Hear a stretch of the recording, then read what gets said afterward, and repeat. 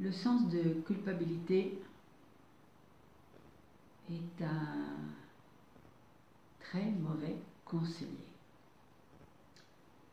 Tous, à un moment ou à un autre dans notre vie, nous avons ressenti la culpabilité pour quelque chose que nous avons fait ou que nous n'avons pas fait ou que nous avons mal fait, etc., etc.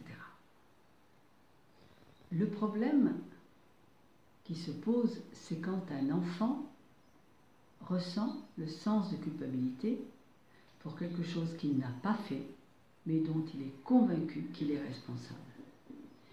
Et donc nous parlons bien sûr toujours de situations qui arrivent à la fin de la vie ou après la mort d'une personne. Et je voudrais vous raconter un épisode qui est celle, il y en a de nombreux des épisodes comme celui que je vais vous raconter, qui est l'histoire qui s'est réellement passée avec un enfant, un petit garçon, qui a perdu son papa. Dans quelles circonstances il a perdu son papa? Le matin, le papa va travailler, il part avec sa voiture et il a un accident de la route. Donc le petit garçon n'est pas au courant tout de suite, il va à l'école et il apprend le soir quand il rentre à la maison et que la maman est allée le chercher, que son papa n'est plus là. Que se passe-t-il? Vous pourriez me dire, bon, d'accord, il va devoir élaborer son deuil, etc. C'est un grand vide, c'est un drame. Mais il y a quelque chose en plus qui s'est passé. C'est que l'enfant, tout d'un coup, va assumer un comportement tout à fait différent. Et la maman ne comprend pas pourquoi l'enfant a changé de comportement. Ce petit garçon, qui n'est pas un bébé, il a à l'époque 10 ans ou 11 ans, il se referme sur lui-même, il est très sérieux et il devient en même temps très agressif. Et agressif contre qui? Contre lui-même. C'est-à-dire que l'enfant commence à avoir des comportements que personne ne comprend. Il commence à se donner des coups, il commence à se griffer, il s'arrache la peau des mains, il s'arrache la peau des bras. Et personne ne comprend ce comportement, cette attitude qui est absolument folle.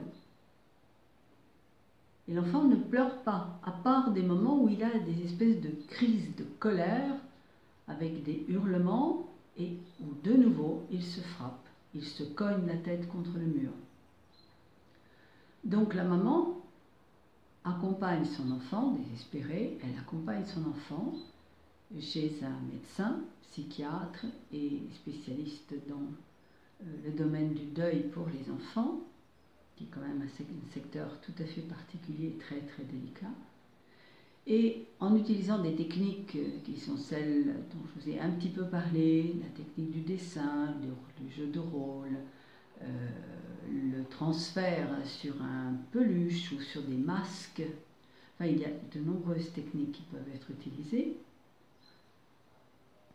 Le médecin apprend de la part de l'enfant, après plusieurs séances, où il a gagné donc la confiance de l'enfant, que la veille de l'accident, le petit garçon avait fait un caprice, il avait fait une bêtise, et son père l'avait fortement grondé, et il l'avait menacé d'une punition pour le week-end suivant.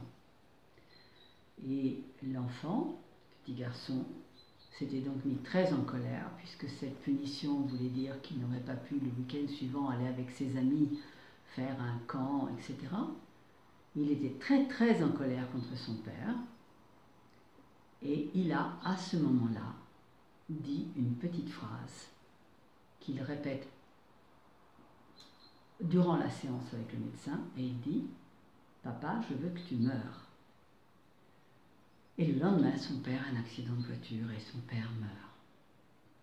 Donc le rapport de cause-effet pour l'enfant est immédiat, parce que les enfants ont cette faculté logique de comprendre qu'ils sont à l'origine peut-être d'une situation et qu'ils sont la cause de cette situation et que l'effet, c'est donc la mort de son père.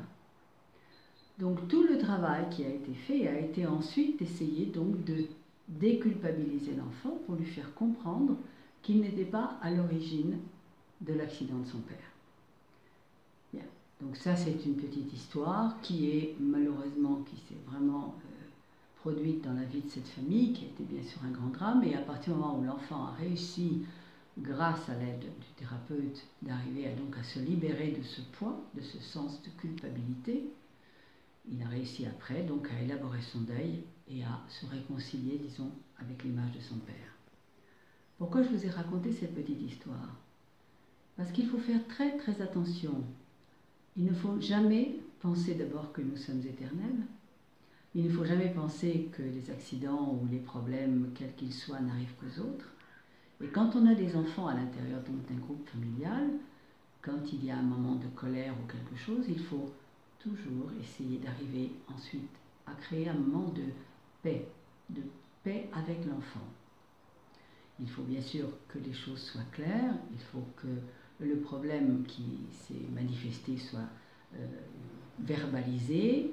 S'il y a eu une erreur de la part de l'enfant, une erreur de la part de l'adulte, il faut que les choses soient donc exprimées.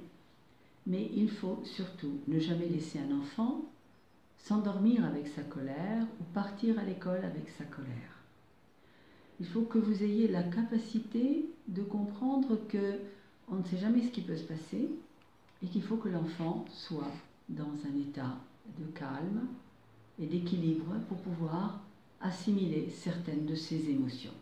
La colère est une émotion très forte, chacun de nous à un moment ou à un autre peut la vivre, mais il faut bien sûr qu'elle puisse s'évacuer sans qu'il y ait des risques de complications successives.